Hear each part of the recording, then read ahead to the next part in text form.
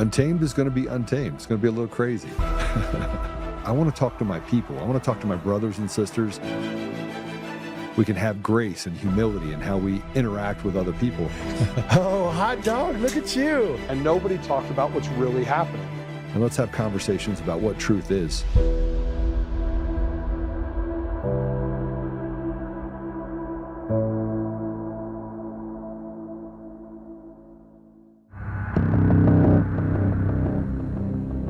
The Clinton Foundation, Apex Partners, the Islamic Circle of North America, Osama bin Laden, Grameen America, Shore Bank. While all of these might seem as if they're random, unconnected entities, what if in fact they were all connected?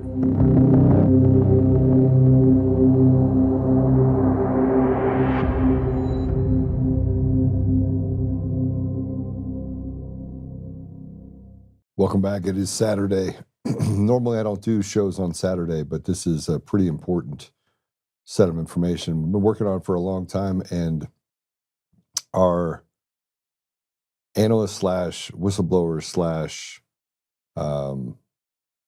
individual put this together is a military vet, and he has spent years doing research on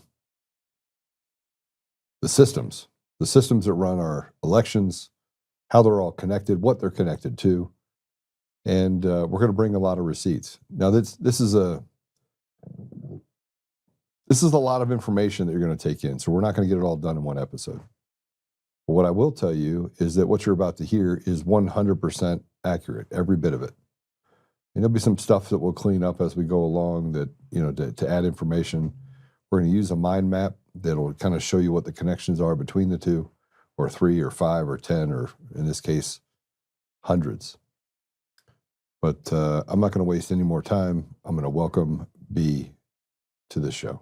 B, welcome. Hey Joe, thanks for having me. I'm B. I'm a open source intelligence analyst slash researcher, partially by trade, but also by hobby, due to my military experiences. Basically, what I've uncovered here is just an accumulation of years of various different investigations, which have all kind of amalgamated into this one mind map. Now, between these 116 nodes, which are included on here, we'll go from everything from ThoughtWorks to Seth Rich to the DNC to Muhammad Yunus, the current interim advisor who's leading Bangladesh, all the way to how they connect into Al-Qaeda and even people involved with Jeffrey Epstein. So, and of course, Dominion voting is right smack in the middle of it. So with that, I'll surrender the mic back to Joe, and we'll get going on this mind map here. But let's just get started. You're not gonna see a whole lot of me. You're gonna hear a whole lot of B. You'll get some commentary where Patrick will come in. If you haven't noticed, we have masked B's voice. We are not going to put him on screen. It is dangerous to draw all the conclusions and bring all these things together based on this information. So we're going to do the best we can to protect B and to protect his identity. So let's start with Roy Singham. Let's start at the top. B, I'm going to give you the floor. Let's put the mind map up and let's start there. Okay, perfect. So we'll go ahead and start here with Neville Roy Singham. And if we click on the link on the node for the Newsline mag, it'll bring up an article which just discusses in general some of the activity in which he partakes in. You'll see this article is titled "The Big Business of Uyghur Genocide Denial." This article basically goes into all the background about Neville Singham and his upbringing and his links to the CCP. an interesting point to make, and one that will be brought up again in future episodes, is his links to, various South Asian entities. He's currently under investigation right now in Hyderabad, India, for pushing CCP influence in Indian elections. He Now, is also this article also has a link between him and Huawei in China. correct, yes. So he is actually a former senior executive for Huawei. If you go into the node right here, you'll see an image outline on the node up top. This was actually a record from the Brazilian archives that they had of his work he was actually doing in Brazil for Huawei. It includes his passport number in there as well. His history with Huawei is very well, extremely documented, and it's partially why he is actually under investigation by the Indian authorities right now because of his activities in Huawei. He is also the leader. He's the founder and creator of an organization called ThoughtWorks. ThoughtWorks, again, is another entity we will get into later on at a later date, because that is a much more vast web regarding a British PE firm called Apex Partners and ThoughtWorks and their work alongside Seth Rich and the DNC to create NGP Van and the National Voter ID database. Roy Singham is the guy who created that. And so, His just so everybody understands, in 2019, the U.S. placed Huawei on what's called an entity list, which Correct. limits their ability to do business with American companies. And this was in response to a bunch of allegations, but specifically allegations related to Iran and helping Iran evade sanctions. Correct?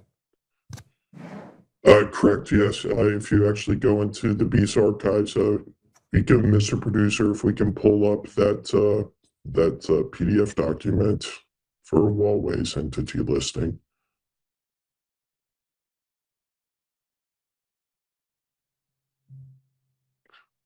So that is the OFAC. We'll come back to this because they are, again, a sanctioned entity on the OFAC. Anyways, I'll read to you from this article, from this document, actually, which lists Huawei as an entity. Part 1, why did BEAS add Huawei to the entity list? BEAS added Huawei Technologies Limited and many of its non-U.S. affiliates to the entity list effective May 16, 2019, on the basis of information that provided a reasonable basis to conclude that Huawei is engaged in activities that are contrary to U.S. national security or foreign policy interests, and its non-U.S. affiliates pose a significant risk of involvement in activities contrary to the national security of the United States. This included the alleged activities of the Department of Justice's public superseding indictment of Huawei, including alleged violations of the International Emergency Economic Powers Act, conspiracy to violate IEPA by providing prohibited financial services to Iran, and obstruction of justice in connection with the investigation of those alleged violations of U.S. sanctions.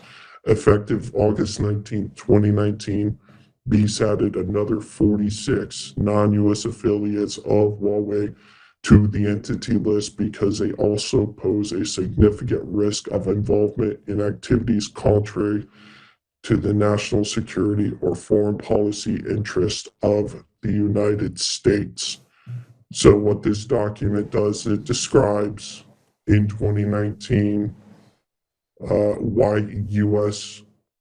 affiliated companies are not allowed to do business with Huawei or any of their US-based affiliates. So I think this document really is a good starting point to set the stage for today's discussion and why the 2020 election should have been declared illegitimate. due to the interference of Huawei, which will be discussed with roaming networks. And what is the relationship of roaming networks to Huawei? Roaming networks, a Serbian-based company, has since 2013 been a business partner, a value-added business partner with Huawei. They've been doing an obscene amount of business together, and that's by their own admission. They produced this document, which they have since tried to erase, which discusses all their different clientele. You can see in here, roaming networks is the primary data center for Dominion voting systems. If we can pull up that PDF for roaming and Dominion listing, so we can show the audience that. So this, let me before you go any further on this document, we did some digging on this document. This is a part of the document that dates back to the symposium, the cyber symposium in 2021. And I gave a presentation about this on the stage at Michael and Dell's symposium, correct? Correct. Yes, you did. As a matter of fact, much of that presentation at the symposium originated from this document. Well, there were actually multiple different sets of this document, which were printed with variation in length. But this particular one was the one which we used for that presentation, which also included the bills of lading, might I add, kind of off topic here, but the bills of lading for Dominion voting systems, showing shipments from China, Taiwan, and Vietnam through CCP controlled entities. So that was all discussed at length in that presentation, which I believe is still online. But if we go through the rest of this document, if we can, please just scroll down. We'll see a list of all their different partners, many of whom are actually sanctioned by the U.S. anyways. Their partners and their clients. For instance, one of their clients is a company called Meta, which is banned in the U.S. Another is the Bank of China. No explanation needed there. And another is an entity which we will hear about again called Hikvision, which provides facial services to the CCP authorities.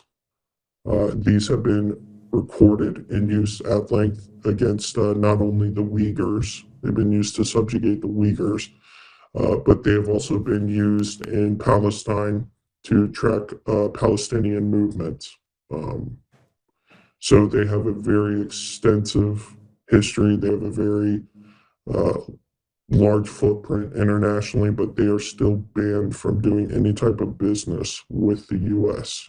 You will also see Telecom Serbia right there on the screen. The former chief technology officer for roaming networks was actually an executive at Telecom Serbia. Just one of the many other connections. And Telecom Serbia is connected to Ericsson, correct? Correct, yeah, actually, so if you go down to the bottom of this document, you'll see that they're also partnered with Ericsson as well. Let's just go ahead and scroll down to the good stuff, so people can get an idea of it. You see, it's also connected to FirstNet as well. They guys basically built out a lot of the structures, a lot of the ICT structure for a lot of these entities. You'll see Huawei on the screen right now. Again, Telecom Serbia, a lot of these same entities keep reappearing. Then you see other again, companies like Meta. Cisco, which is a U.S.-based company. Yeah, and you'll see also right there, if we can stop Bank of real China. quick, Mr. Producer, roaming group headquarters, Huawei, and then right under it, Bank of China, Huawei. They built these entities for these various different organizations, for these various different companies. So they built data centers for these companies. Correct. They built data centers all the way up to the towers in which they operate on, as well as the fiber systems that they use, which they're pivoting more towards right now. And we'll get into that a little bit later in today's episode. National Assembly of the Republic of Serbia, Sberbank, which is also another interesting entity as well, which has quite a bit of let's say overlap with some Central and Eastern European entities, which are also banned. If we look over here on the left, you'll see USA Griffith Foods. Now they had actually added this one in there, but there is no record of Griffith Foods actually having done any type of business directly with roaming, but they did work with them through Cisco, as Joe alluded to earlier. Now, if we can just scroll down to page 23. Okay, right here. Stop, Mr. Producer. Page 22. Here we are. ICT infrastructure and data center. You'll see it. Meta right here, which is again banned U.S. entity. Right above that, you'll see Dominion voting. That is the implementation of the pure flash storage system at the primary data center for Dominion voting. And the Now, if we primary scroll data center, this primary data center is in Serbia. Correct, it is. It's in Belgrade, Serbia. As a matter of fact, it is Dominion Voting's office in Serbia is located basically a mile away from Roaming Network's office. It's essentially it's separated by a public park. So if you were to walk directly through the park, you would be there in a matter of minutes. That's how close in proximity, both from an incorporation standpoint as well as a geographical standpoint, that these two entities are to each other. Roaming Networks is created by a guy named Nenad Kunec, who is he's considered a very corrupt Serbian oligarch, but their U.S. entity, alleged U.S. entity, has a whole body of work within the U.S. which could indicate that they're establishing a whole new system within the U.S. as well, and we'll get on into that a bit later on. So yeah, Mr. Producer, if we can just scroll down to the bottom so we can see who all these guys are partnered with. You have Huawei. Yeah. You have VMware, you have Nokia, and you have Ericsson. They're all partnered with Roaming Networks.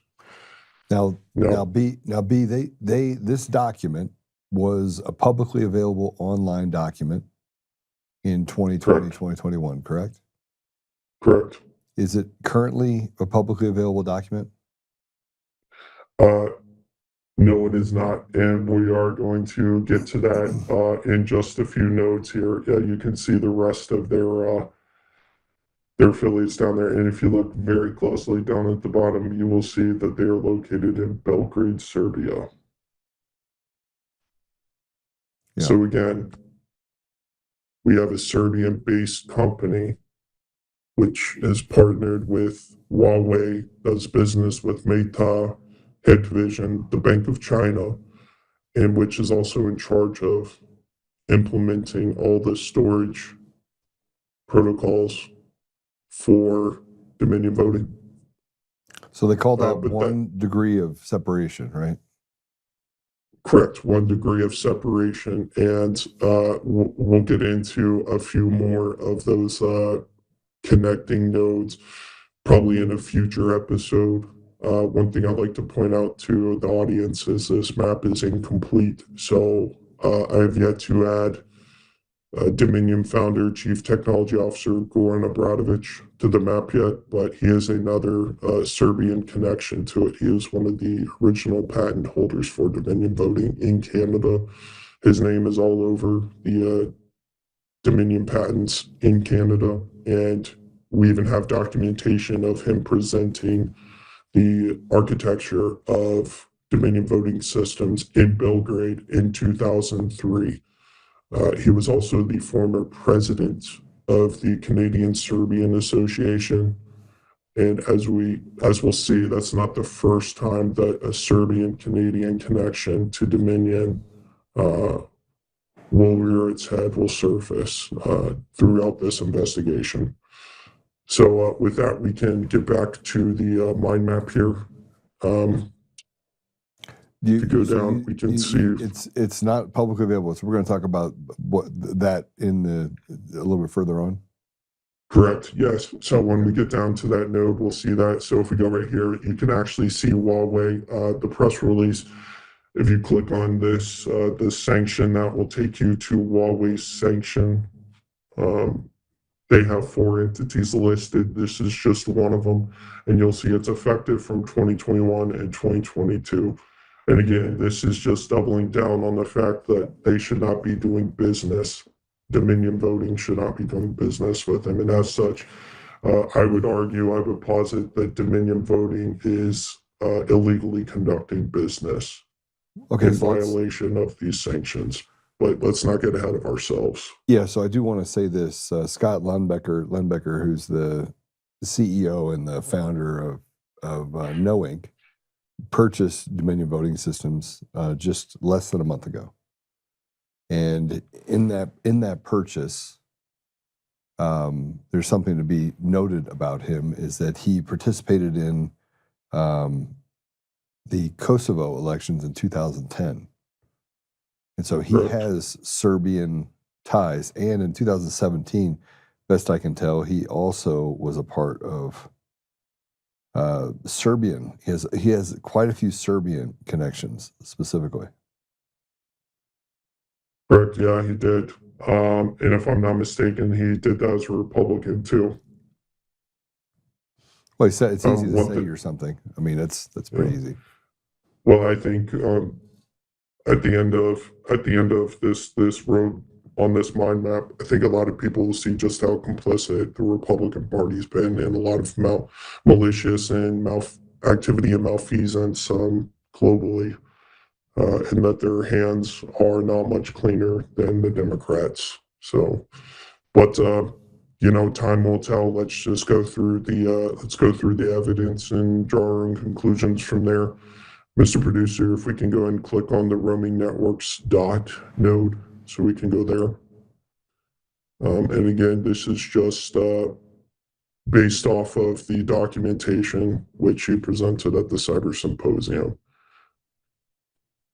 Now, to Joe's previous points, yes, they have completely erased the previous document which showed that they had any affiliation with Dominion Voting. You cannot find this document anywhere else online. It's not available. It's even been erased from the Wayback Machine. So the Wayback Machine's also been completely wiped. Yes, there's no mention of roaming networks on the Wayback Machine, and I can tell you they were wiped because I had archived it years ago. And you'll notice I said dot. Why does it say dot on there? It's because they actually changed their name. Roaming Networks even changed their name on all their incorporation documents beginning in 2023 and in 2024 to dot networks. They no longer go by roaming. So let's ask a question about this because you're deep into it. But they're now dot networks. Did they sell the company in the United States as well, or did they bankrupt that company in the United States? No, they just changed all the documents over to say dot. That was it. They literally just reincorporated as dot. Yeah, but didn't roaming networks in the United States actually declare bankruptcy? Not to my knowledge, no. Okay, all right.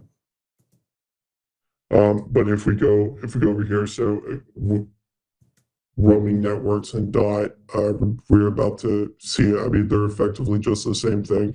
They're foreign registered because they're also registered in Serbia. So that's a good point to add as well, and that's why I made the joke earlier about roaming networks USA LLC as being an independent entity. It's not. There's actually no record of incorporation for roaming networks in the U.S. So they are a foreign company, and they're not just foreign in the fact that they're registered from another state, but the fact that they're registered from another country as well. So that's one thing to keep in mind when you're reviewing any documentation about roaming networks. Is a lot of it's actually originally in Serbian, and we'll get to that later because they did the same thing with these other companies as well. But if you see to the left of this, we'll just go back to Hikvision here.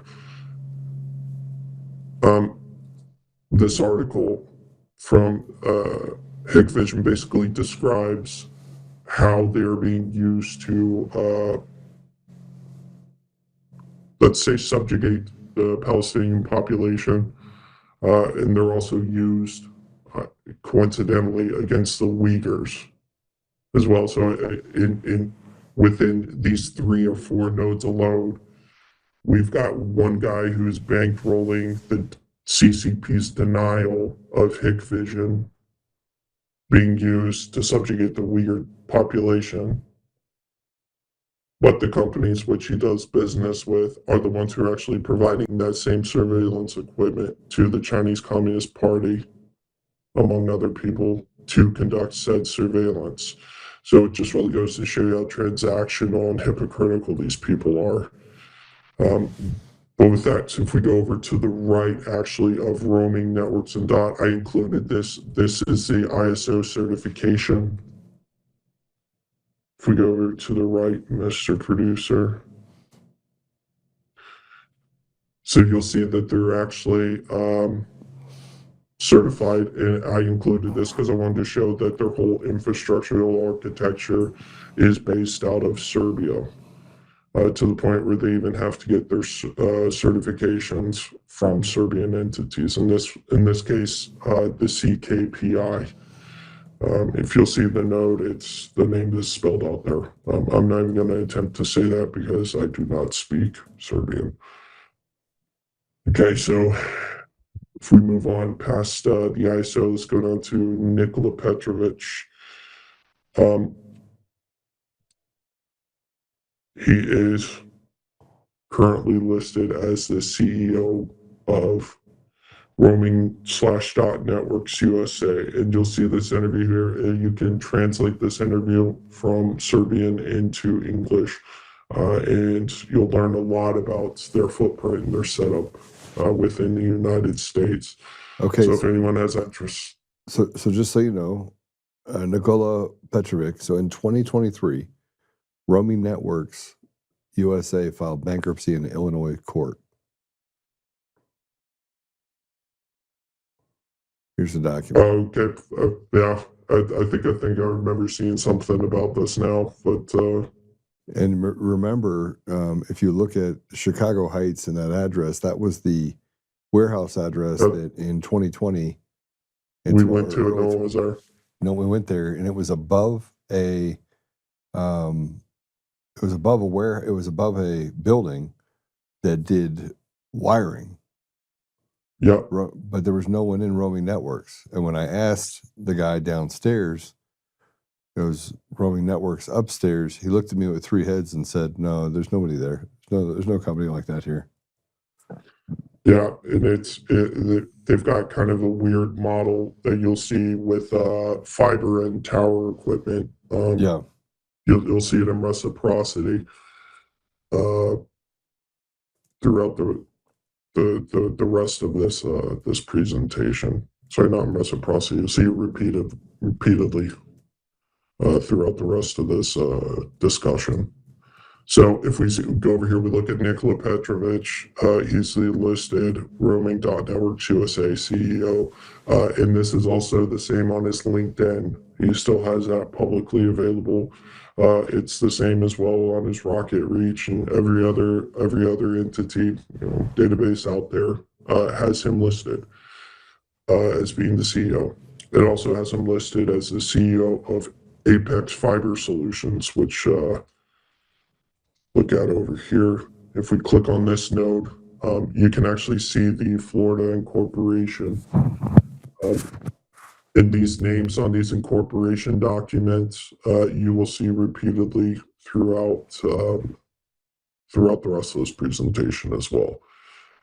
In total, between these names you see up here, between these people on this mind map, there are over 20 corporations which are affiliated with, and most of them don't have anything at all to do with the telecom industry. As a matter of fact, Apex Fiber Solutions is effectively the only one. Apex Fiber Solutions. The keynote there being Nikola Petrovic. Again, a Serbian name. He's a Serbian national. But if we look at the address for Apex Fiber Solutions below, we'll see that it intersects with a guy named Bojan Delibasic. So if we click on Bojan over here,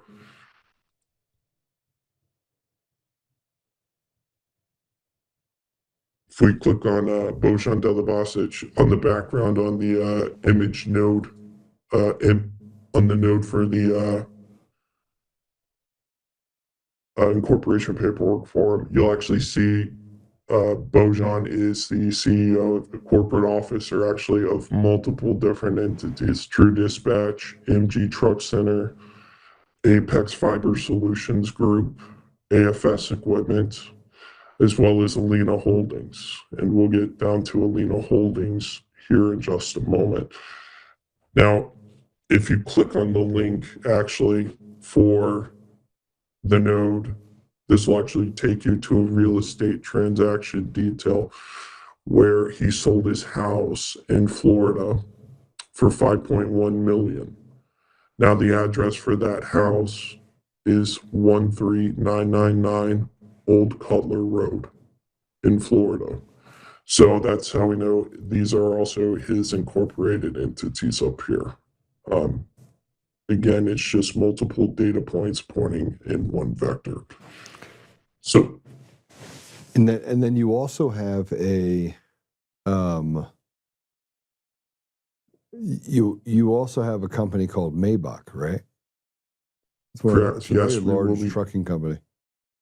Correct. It is. It's a very large trucking company which has its primary areas of operation in Florida, South Florida specifically, in the area of Fort Lauderdale, in Chicago, in the surrounding areas of Chicago, as well as Canada. So if you wanted to ship ballots, if you wanted to ship paper, if you wanted to ship anything, and you owned that system and you were tied to roaming networks, which is tied to Dominion, you could run a complete criminal enterprise and no one would know about it. Correct. Yeah. Theoretically, yes. And these are not shell corporations, might I add. There are multiple assets listed to all these companies, and we'll get down to that when we get to looking at Maybach. But I wanted to go back up here to 1384 Madeline Lane, and this is just really the physical structure, which shares a lot of incorporated commonalities with these different entities. For instance, Apex, as a matter of fact, if you even go onto Apex's website, it'll show their address is 1384 Madeline Line. The same is true with Maybach International Group, which there are actually multiple articles talking about how they broke ground on their facility down there. So again, these are all connected literally by incorporation, using the same corporate officers, as well as by the same locations. So they have geophysical proximity as well. But yeah, if we go down to 1384, you just type in that address and you'll see multiple different entities are registered out of there. And there are a lot of Serbian names affiliated with those entities. The one in the icon is Nene Balak. He has multiple commercial trucking entities registered to his name, Balak Trucking, actually. So does Nikola Petrovic. There's actually a Petrovic Trucking as well. So this is kind of the model that they're all using. in the U.S. And I should point out too that all of these guys, all these people are from the same city in Serbia. They're from Novi Sad, Serbia, which we'll get to in a minute. So if we go down here to Nenad Kudic, this was actually a huge data point for being able to verify that, again, these guys are from Novi Sad, Serbia. If we look over here on the right, this was actually from a service which was sent to him from Florida's attorney from Ventura, Florida. For a divorce, right? Divorce agreement. For a divorce, yep. He divorced his wife, Petra. And they actually served him via email to an email address located in Novi Sad, Republic of Serbia. So again, that was just another data point to help connect a lot of these. But really, the big gold mine with all of this came from Maybach International Group. So, Mr. Producer, if we go on to Maybach International Group, you'll see the image icon is written in Serbian. This is their 2016 incorporation for an entity called MIG-RS, Maybach International Group RS, Republic of Serbia. And George Kulcic, who we'll be discussing also in this presentation. So you have Dominion that is in the United States and Canada with a sophisticated group of companies, shell companies, different addresses. Then you have the connection to Serbia where they have Dominion in Serbia. They have a data center in Serbia. They have operations in Serbia. They have their coders in Serbia. It's not that far long ago that we had the massive conflict in Kosovo. Serbia. Right? Correct. And I have I have my theories about what transpired there as well with Eric Rosenbach and so General they're using the same sophisticated system in order to go undetected by basically diluting out and creating these same points, but basically right next door to each other. In this case, they're even in the same building in some of these cases. And most of these are shell companies, but not all of them. And we'll see what I mean by that, about the assets actually attached to them when we get down to Panda truck sales, which again provided us another huge data point. As a matter of fact, we can just go ahead and get down to Panda truck sales directly right now.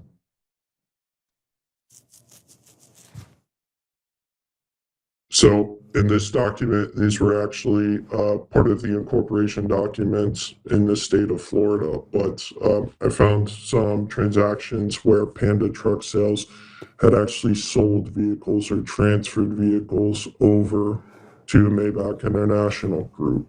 And they did it with all three of these people basically being on the signature line. Rilja, Hornacek, or Hornacek. There's about 3 different spelling variations of that name, which is very common. A lot of foreigners do that. You'll see some variation in the way they spell their name or even pronounce their name. But again, Nenad Kudic was also on here as well as again, another one, Nenad Balak, who was on some previous incorporation documents, which we had as well. You'll see they're kind of spread out all over the place. They have Miami, they have Chicago, they have DePlain, Illinois. There was one address in New Mexico as well. But with that, I think we can go ahead and come over here to, let's go over here to Relja Hornek now, Mr. Producer. If we click on that, we'll actually see that she is on the documentation for Panda Truck Sales as well as Maybach as well. And they also use the same Fort Lauderdale address on a lot of these documents too. That's 6301 Power Line Road. You'll see a lot of intersectionality with other incorporations. Again, like I said, these guys, they have basically over 20, but less than 30 corporate affiliations. And now if we go over here to the left, you'll see Alina Holdings LLC. This was actually another big data point when I found these incorporation documents, because it gave me one name in particular, which I had only been able to find on one or two other documents, and that is Dorde Kuljic. Dorde is effectively the founder, the creator of Maybach International Group. And as a matter of fact, Kuljic's name is on that incorporation document for Maybach International Group, which I showed earlier back in 2016. He goes by the nickname, the moniker of George, and his email is literally george@maybachglobal.com, one of his many aliases. So this is Alina Holdings, in which they all also share ownership in as well. There was another entity affiliated with them called CKD, and I believe that was a reference to Kudic, Kuljic, and Dalibasic Holdings, which was also registered out of Florida. That is an example of one of the shell companies they had initially, which became which effectively gave birth to Maybach Group. Maybach's first U.S. presence actually appeared as Maybach Capital.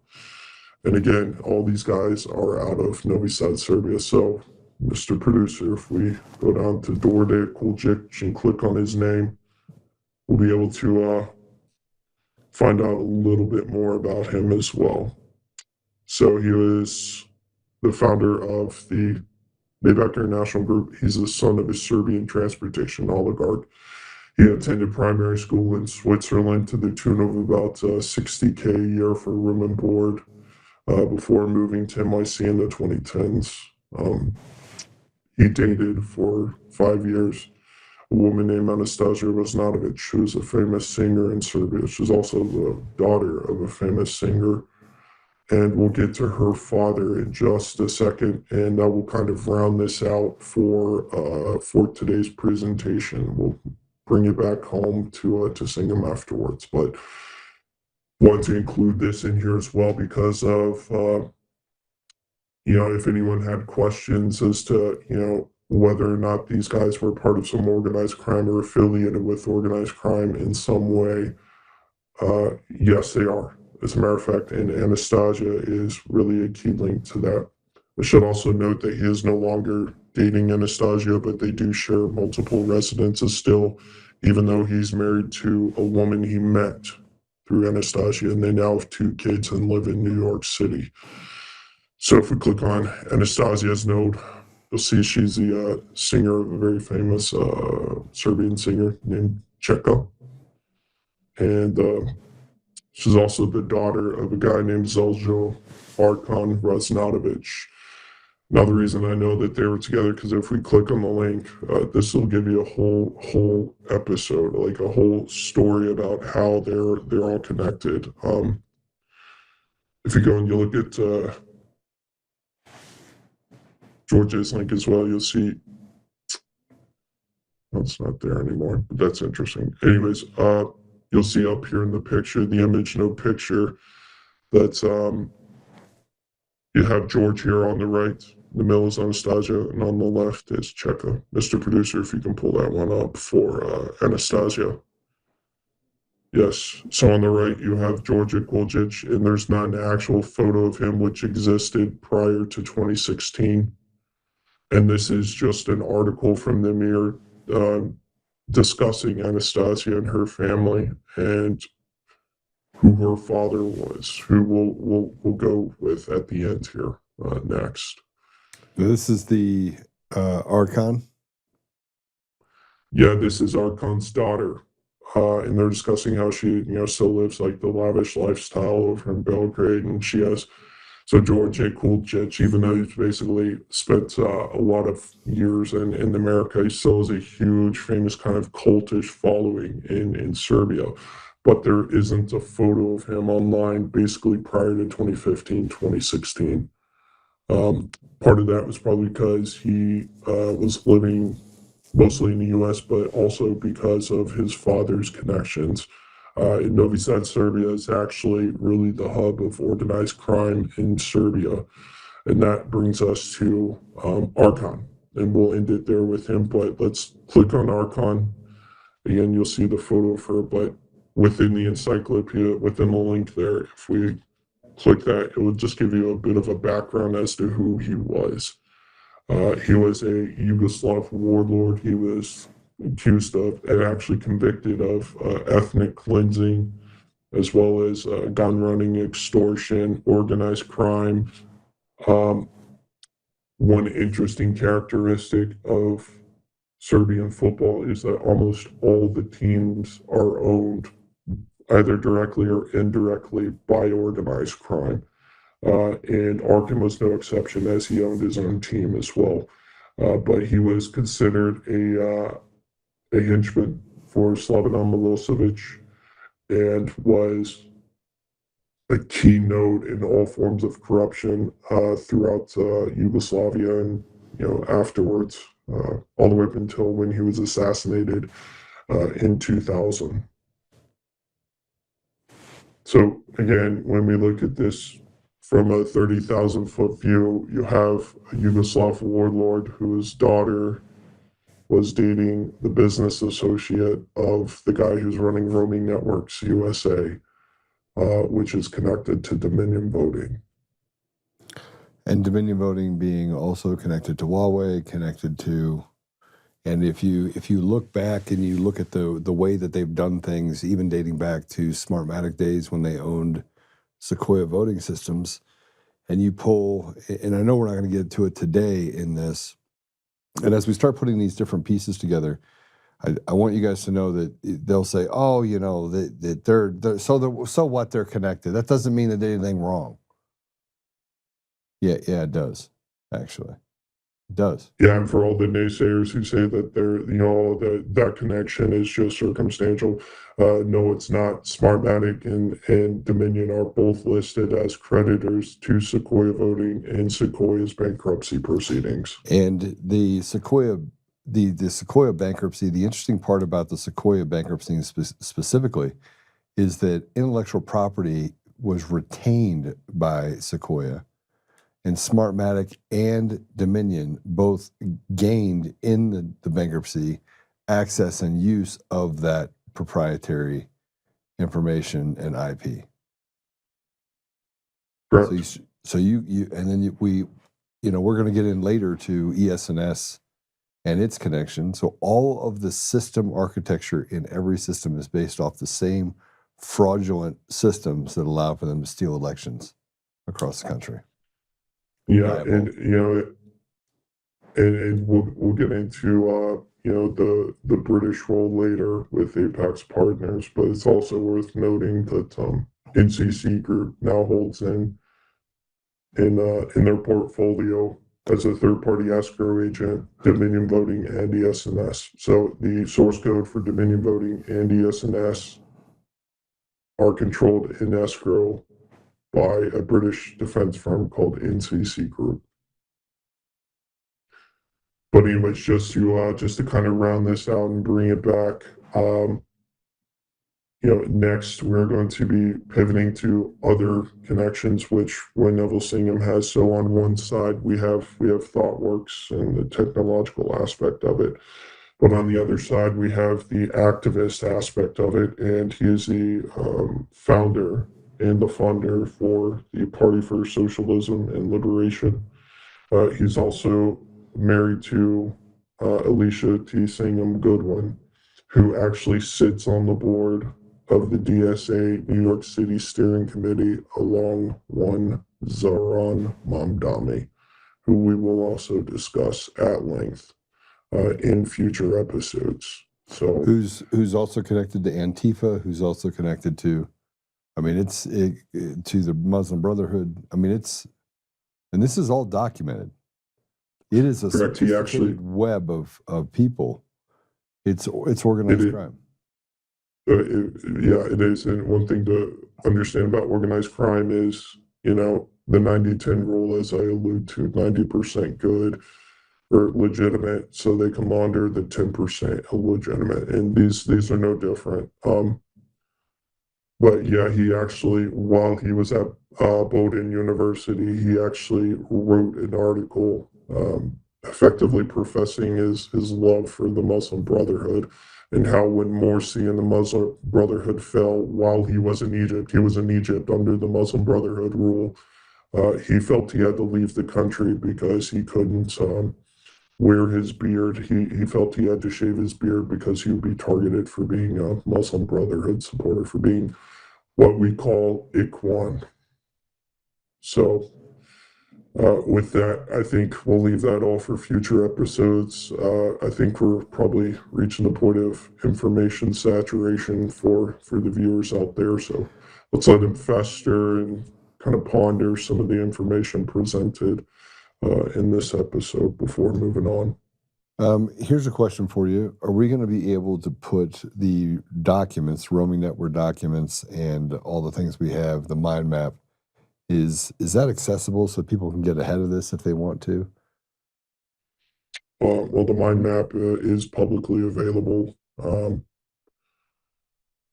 not everyone has access to it. They can't edit it, obviously, but it is publicly accessible. Do we want to tell The people that roaming, where they can find that, or should we hold off on that while we're talking right now? um, I honestly, it could just be found on, it's a Graph Commons. It's, a publicly available tool. It's a great tool, especially if you're just looking for something quick and just lay everything out. The notes I have, the information contained in that mind map is incomplete. That mind map is going to get much bigger, much deeper, but I think it's good that we start on presenting this information publicly right now at this point, so that way we can kind of work people into who some of these actors are. You were going to hear a lot of the same names come up repeatedly. Again, like I said, Neville Singham. How is this guy who is implicated in interference in South Asian politics? How is he connected to Seth Rich and the DNC and Zoran Mamdani? He's a central node in all of these things. So I think when we look at things through a more transactional layer, and that it's all this occurs in a much more anarchic sense than what people say probably prejudiciously surmise, that's when you can begin to really connect a lot more dots and see a lot more behavior, which you would expect from criminals. So with that, Yeah. So I let me think just ask you one more question before we wrap up. Okay.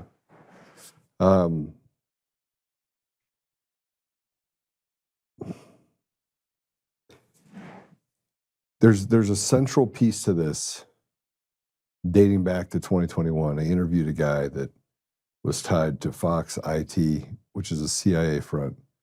None of this could exist without the CIA. None of this. There's absolutely no way possible that the CIA doesn't know, and by extension, in large part, the intelligence community of the United States would not know what you know about all of these people in this connection. How would it get past them if they weren't complicit in this? so.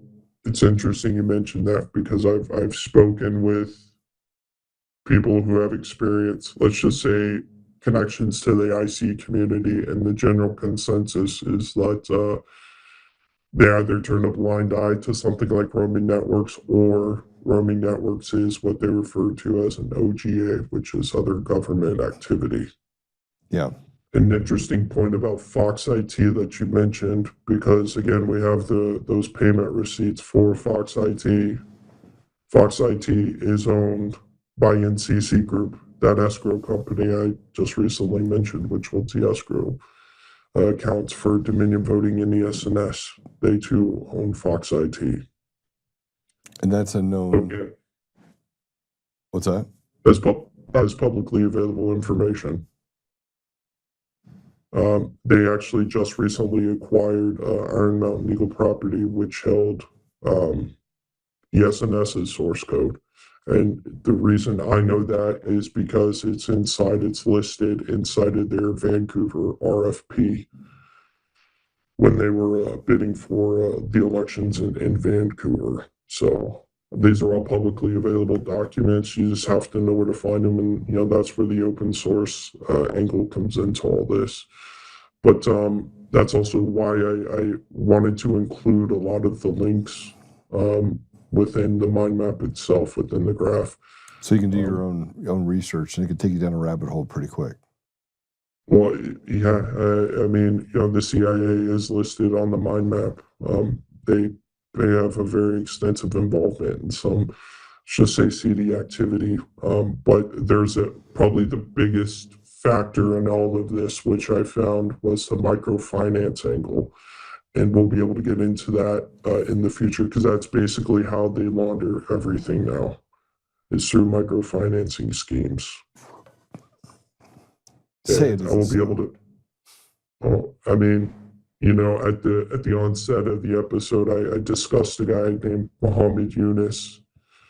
Um, he runs a microfinancing institute in Bangladesh and has a not-profit in the U.S. called Grameen America, which for a period of time was essentially run by Christine Maxwell's, by Ghislaine Maxwell's sister, Isabel Maxwell, who was a longtime advisor to Eunice, and talking about another corporate entity, which I mentioned at the onset of the broadcast, Apex Partners. She is actually a member of the business development committee for Apex Partners, which owns Singham Slot Works. They purchased it in 2017. So again, you kind of see how all this is related in a sense. And again, there will just be more connections made. I understand it's probably a lot right now for people to, go from one thing to another. How did we get from 9/11 to, Bangladesh to talking about organized crime in Serbia's connections to roaming networks? It's all related. It's all connected when you just look at the relationship science aspect of everything. And that's not to sound like a black pill. Yeah, I mean, you have a guy that 'cause runs a that's- trucking company that also runs. You look at the mechanisms that are necessary in order to steal elections and to influence operations related to elections, whether it's the dominions of the world or, I mean, once you have access to all the information related to that, it becomes really easy to manipulate and to steal elections. Very, very easy. Well, and that's also, going back to Marco Polo and Garrett's work product. That phone call from Hunter Biden with Greg Penner, who is basically CEO of Walmart, discussing how they can deliver ballots, is rather basically rig the election for Hunter's daddy. It's rather indicative of their behavior, and again, like you said, having a trucking company, from Canada to Illinois down to Florida, covering the whole eastern seaboard. That is a very valuable asset if you want to engage in illicit behavior. So, All right. again, Well, we're gonna do more on this. We're gonna end it on here for this. We'll do the second episode this coming week, second iteration, second segment this coming week, and in that we'll tie back to the Clinton Foundation, politicians, and how does it all play a part in what's happening in New York, what's happened in New Jersey, and across the country, the things that we could see, even what's happening in California, which is even a bigger problem all by itself. B, thanks for joining us today, and I look forward to next week as well. I appreciate it. Thanks for having me. And to your audience, not used to doing stuff like this, so pardon the hiccups.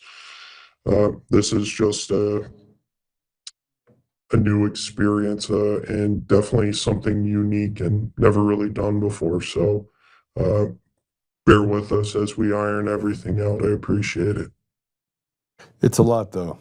And forensically, once you start putting it together, it becomes very, very clear what's happening next. All right, Correct. B. I agree. All right. God bless you. Thank you you. for doing the work that you do, and we'll see you again next week. All right. God bless you guys, man. All right. Okay, so I've talked a little bit about a lot of this stuff, and we have a list of all of these URLs, and that ties us back to some information related to elections, even stuff related to John Polis at Dominion Voting Systems, some of the private equity firms and the people that work within those private equity firms at Staple Street Capital, how that relates to the Carlyle Group related to some of the things we're talking about with Huawei, Hickey Vision, and roaming networks, and how those people then correlate and are connected to Nikola Petrovich and some of the other people like that are from Serbia. So you have the Serbia connection, you have an undeniable Ukrainian connection, you have the U.S. connection, and you have all these different things that are happening that surround our elections. And we haven't even started talking about the Clinton Foundation, the connection to Republican congressmen who, frankly, were behind the stealing of the election just as much as the Democrats over the last 25 years. So a lot of stuff to go over. I want you to pay attention to, we tried to stay away from certain aspects of people because it's going to make more sense when we start dragging in some of the other organizations that are out there tied to Antifa, tied to Mandami, tied to the Muslim Brotherhood, and even tied to Israel. So I hope you guys have a great Saturday. It's great to be with you. God bless you, and we'll see you on Monday. If you would like to know more information about this presentation, please feel free to follow us on X at CounterDawa, as well as our website, counterdawa.com.